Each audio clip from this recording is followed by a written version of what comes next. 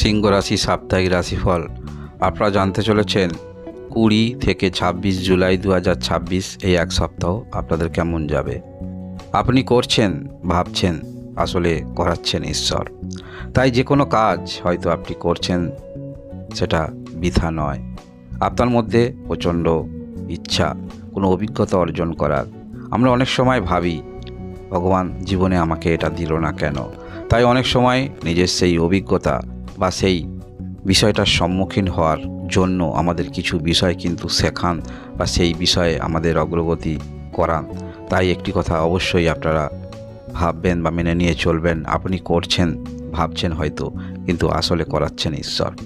সিংহ রাশি এই সপ্তাহের বিস্তারিত দিনগুলি একটু ছোট্ট করে জেনে রাখুন।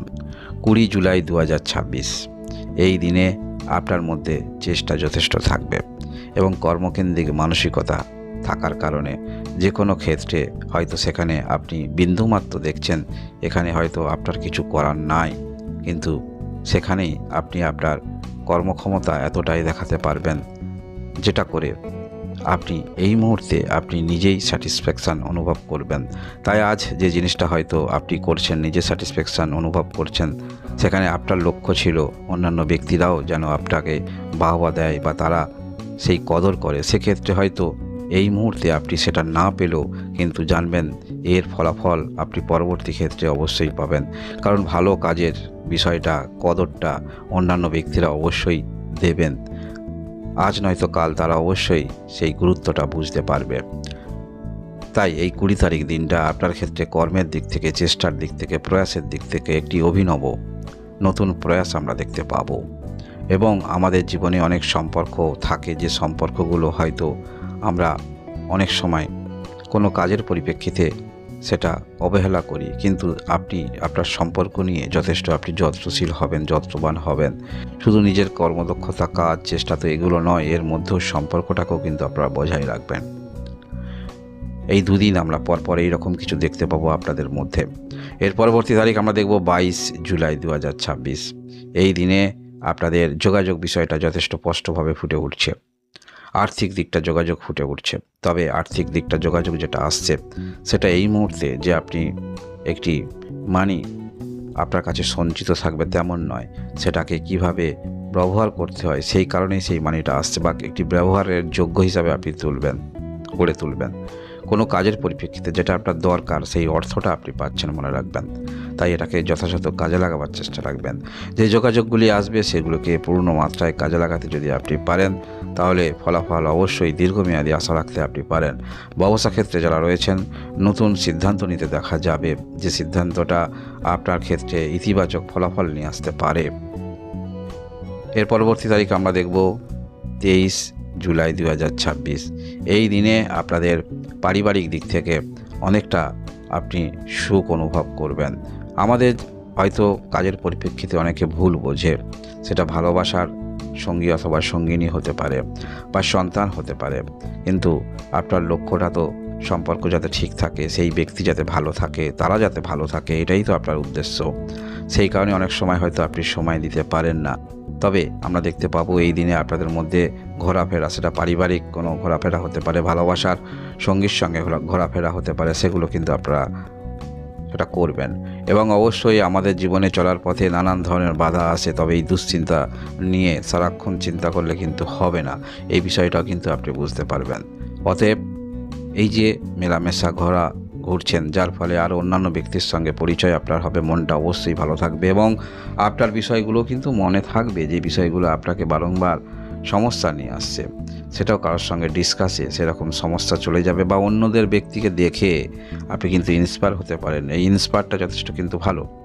আমরা সর্বদাই মনে করি যে আমার দুঃখটা সবার থেকে বেশি দুঃখ, সবার থেকে বড় দুঃখ, কিন্তু অন্যান্য ব্যক্তিদের আমরা বুঝতে চাই না। যখন তাদের বিষয়টা আপনি বুঝবেন তখন মনে হবে আপনি ওদের থেকে অনেক ভালো আছেন। এই বিষয়টা যখন আপনার মনের মধ্যে আসবে তখন পূর্বের যে কোনো আপনি পাননি মনের মধ্যে অনুশোচনা, বেদনা, সেগুলো কিন্তু এক নিমিষে চলে যাবে এবং এটাই আপনাকে আরও উদ্বুদ্ধ করবে কিছু করার দিকে। যখন মানসিকতা আমাদের কিছু থাকে, কিছু করার মানসিকতা, সেখানে যতই আমরা পূর্বে ব্যর্থতা হই, যতই প্রতিবন্ধকতা আসুক না কেন সেই বাধাকে অতিক্রান্ত করার জন্য আপনারা কিন্তু এগিয়ে যাবেন।